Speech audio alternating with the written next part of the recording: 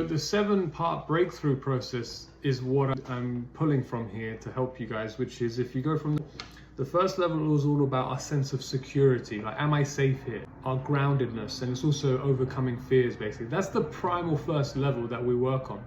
When we work on this, our sense of safety, our sense of expansion, let's say like a growth mindset starts to develop because there's nothing, we don't feel like there's much to avoid anymore. We can actually go through difficult moments, things that we resist, things that we find discomforting, and we don't live inside the story of it being discomforting, like what's going to happen. Like you can almost call it your negative self going, oh my God, if I go through this, I'm going to get injured, or I'm going to have, because it's going to take a long time to recover. All of that is just resistance to feel something, right? So the level 1 is extremely important. It's the base. And when we can work on dissolving all the false narratives that are stopping us have a base, then we can transpire and transcend rather to the next level, which is about feeling emotion and enjoyment, right? So feeling rather than avoiding feeling, right? What causes negative emotions is actually avoiding something, not the feeling itself, because feelings are fleeting, right? They're there to, their energy, emotion, their emotion. So they're there to actually transmute. It's presented in a way that feels discomforting and intense and something you want to avoid. But actually, when you lean into that, you end up realizing there's nothing to be afraid of. And you use that energy that you were once trying to avoid to perform. It could be anger. So we might be resisting anger, right? Not to say that you act from anger, but that you allow yourself to feel anger. And from allowing yourself to feel anger, it starts to dissipate and you use that energy as focus. Often anger is just getting us laser focused on, okay, what do I need to focus on now because this isn't happening the way I want, right? That's actually used in a positive way. But when we avoid anger, it blocks us from becoming to that conclusion. And what ends up happening is we don't end up being angry, we end up resisting anger. So we're too busy in our head, and then we actually don't even come up with the solutions, and then we, at the end of the match, we get very angry. So that's point 2, right?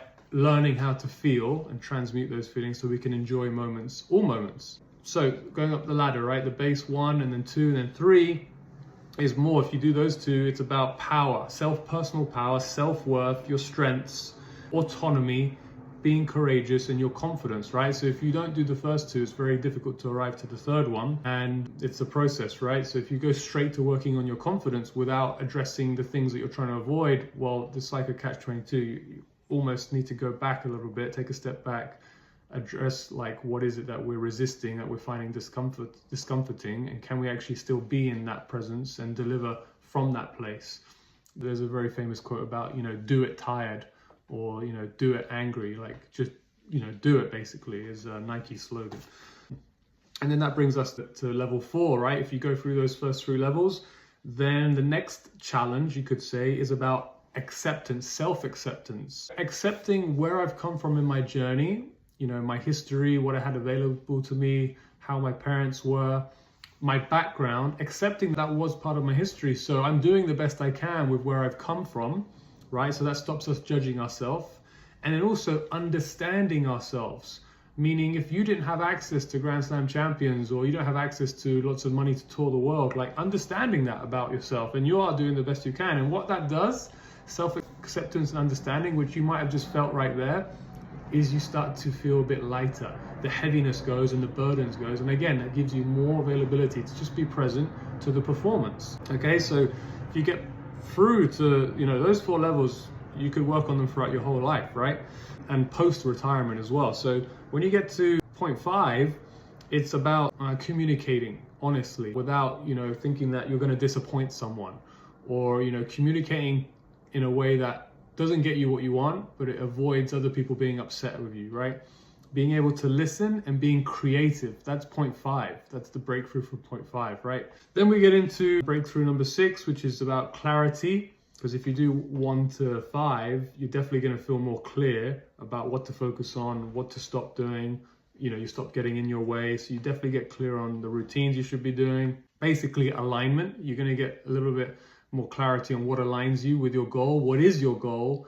Like, what makes up your goal? When we think about, I want to win a slam, I want to be number 1 in the world, we ask a question at point 5, and actually we do this throughout the whole process, which is, why do you want to be number 1?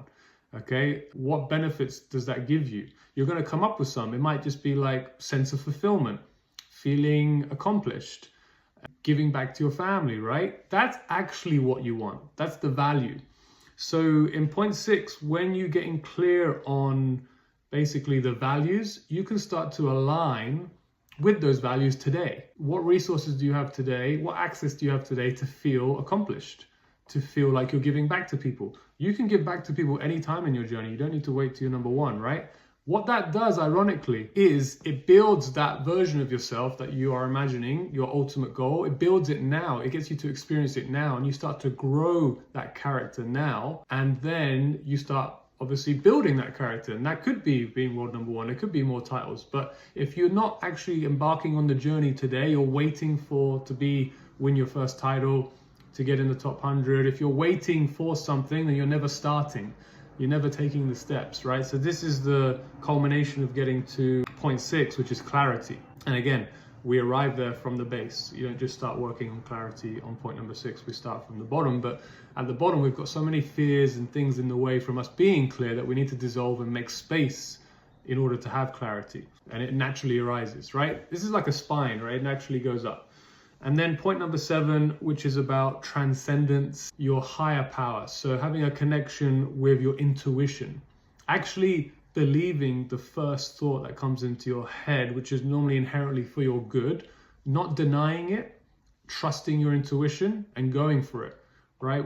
And this obviously gets easier and easier once you get rid of all the junk that was stopping us before. Once you get rid of all the resistance, you can actually hear this inner voice and intuition much easier.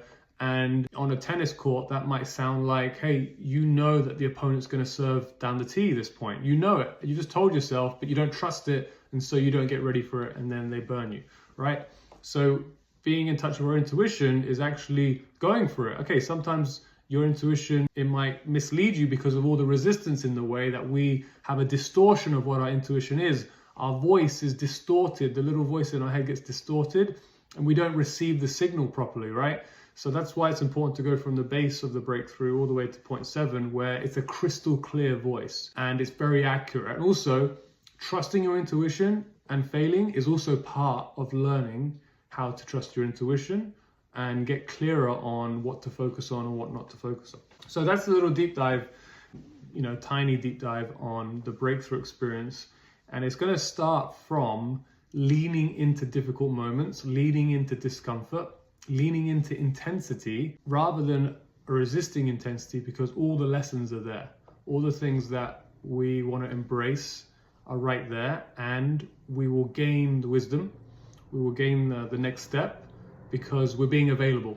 We're basically being available for the present moment rather than trying to avoid something. And you can practice this right now today. You can, in your workouts, notice where you're avoiding discomfort. If you're foam rolling, if you're doing yoga, right? Yoga is a great example in my life where if you go into maybe the splits, if you're doing a stretch of splits, notice the story that comes into play when a little bit of this sensation comes in the back of your hamstring, right? The story of the sensation is what's creating resistance, right?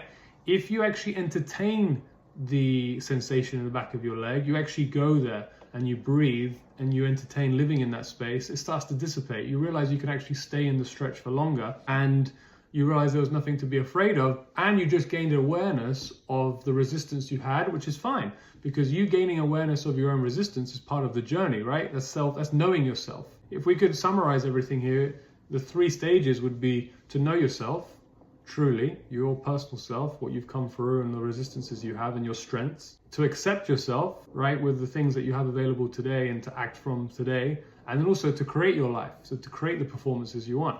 You go through those processes, then things start to unravel and unwind and your actual true potential starts to be allowed to be expressed.